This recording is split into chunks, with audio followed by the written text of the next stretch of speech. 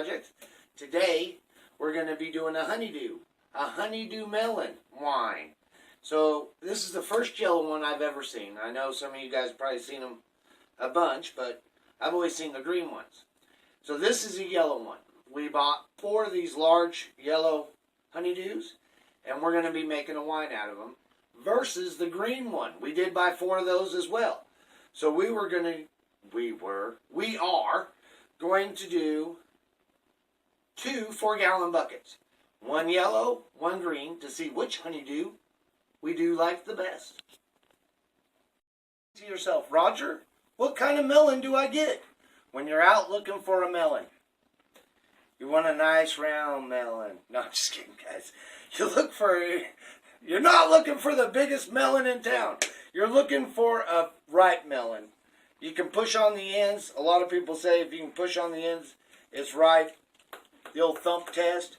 But what I found is if you can just grab it and it gives a little bit when you thumb it, you know, it gets a little hand in there, it's good to go. I'm going to cut one and show you exactly what you need to take out and how to do it, and then we'll get to making wine. Be right back. This is what you do to prepare your melon. Take your melon, lay it down, and if they're good and ripe, you should be able to just let it fall through. Now the only thing we need to take out, besides the skin, is these seeds. We're not going to use these seeds in our wine. So to get them out, all it takes is a regular spoon. You find there's 3 individual seed pockets here. So if you go into one, make yourself a semicircle, and just work your way all the way around, like this, you can get majority of your seeds out in one goop. After you get that, one more trip around the rim, and you should get it.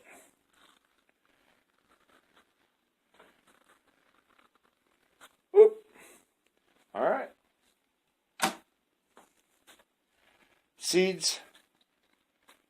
Let me get those last 4 seeds. All right, then you got a clean melon. Then you take your melon baller, and if you can see the green line, I don't know if you can see it, I'll bring it up here. There's like where it's white to green, right there, that's the edge of your melon. So you take your melon from there, and that's what you leave the rind, and take the rest of this and put it in your bucket. All right?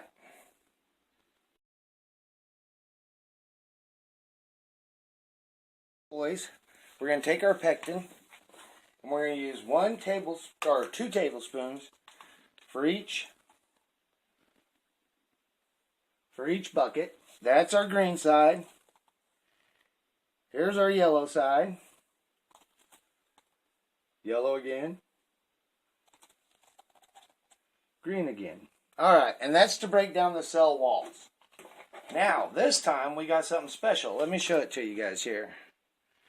There you go. Yeast nutrient. It says 1 teaspoon per gallon. We're making 4 gallons here. And I'm just going to put 1 tablespoon, which is good for 3 gallons. But I think, you know, honeydew melon has to be pretty nutritious on its own. So why would it need more than just a little bit of help?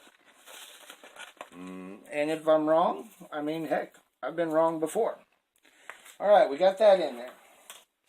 Now, with my spoon of abnormal length, making up for a compensation or something, we'll stir that stuff down in there.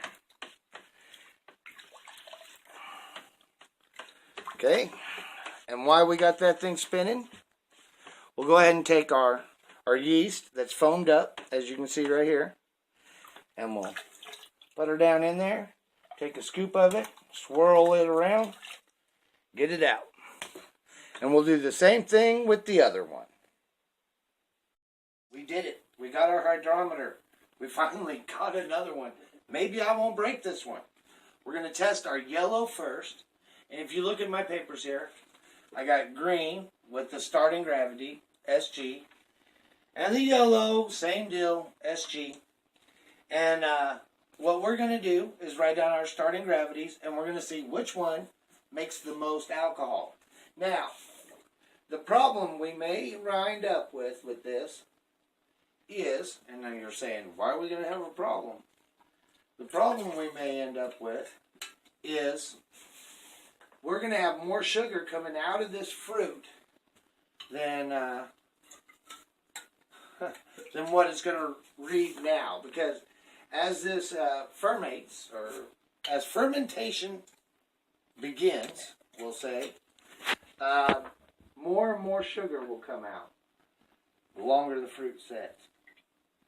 So our starting gravity is just an ideal. We could add a few points to it, which I know some people do, and that way they get an ideal of where they're going to be. But let's hope I didn't fill that too full. But there we go.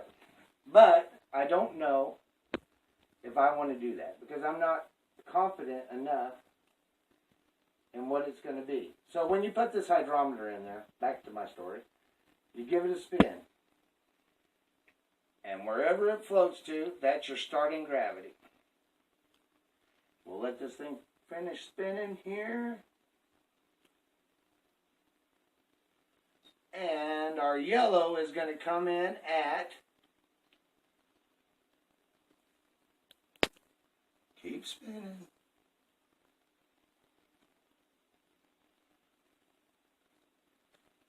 Well, I might have to spin a little bit more. It's like the Wheel of Fortune. I just missed it. Looks like 1.50. So we write that down. Well, it's actually, to be honest with y'all, it's 1.500. That's what it is. All right, let me get it all set up, and we'll re-clean our cylinder here so we can do green, and we'll see which one starts with the most gravity and which one finishes with the highest alcohol. I'll be right back. Cylinder full of the green honeydew. So we'll set her down in here, and yes, it looks like I got it too full. Oof! You want to talk about cutting it close? That's close. And bum bum bum bum, unbelievable. Come on, it's exactly the same. I would not have thought that. That can't be right. We'll bounce it. See.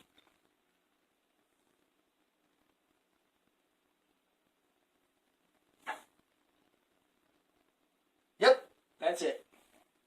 Sorry, guys. It's the same. All right. And what did we learn from that? We know how much sugar there is, and we can figure out what our ideal alcohol is going to be. But I don't care what it's going to be. When it's done being fermented, when fermentation has stopped, I don't even know the words. When it has stopped, then we'll take a reading, and then we can do the math. And we'll figure out how much alcohol by volume this stuff has, and if one beat the other. So, if you liked the video, smash the thumbs up. If you didn't like the video, hit it anyway. No one knows, I'm telling you. I've looked on there and they don't keep names. So you can lie and say, oh, I loved it, even if you didn't. I won't tell. I hope you liked it, though. You know, you got to kind of like it. Anyway, stick with us. We got some cool ones coming up. And don't forget Fridays on my channel or my son's CK Projects. We're going to do a tasting of some of the wines we've made, some of the meads, and a weird beer for the week. So we'll be doing a tasting on them on Fridays. So be sure to catch those videos too. And like I said, if you don't get it on my channel, which I'm not sure if I'm going to, they will definitely be on CK Projects. So give them a check out. I'll see y'all later and be blessed.